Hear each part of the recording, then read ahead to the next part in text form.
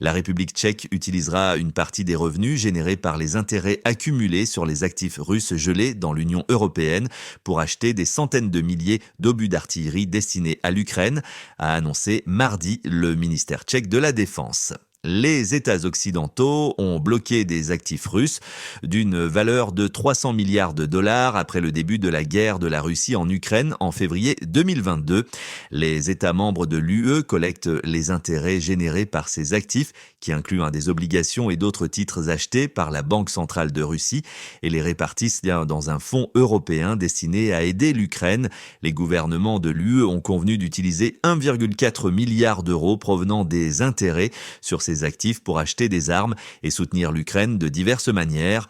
Jana Tchernoshova, la ministre tchèque de la Défense, a déclaré qu'une partie de cet argent pourrait être utilisée pour acheter de l'artillerie pour l'Ukraine. Grâce aux revenus générés par les finances gelées de la Russie, nous serons en mesure de fournir à l'Ukraine des dizaines de milliers de munitions, a-t-elle déclaré.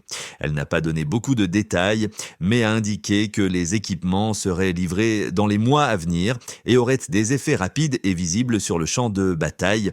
Plus tôt, le Kremlin avait menacé que l'utilisation des revenus des intérêts des actifs gelés pour aider l'Ukraine constituerait un vol manifeste et qu'il prendrait des mesures contre tout pays impliqué dans cette décision.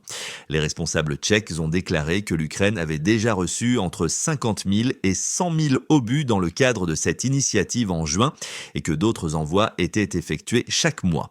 En plus de ces fonds, les Tchèques ont récolté environ 1,7 milliard d'euros auprès de partenaires occidentaux, plutôt des fonds qui, selon le gouvernement de Prague, suffisent à acheter près d'1 million de munitions.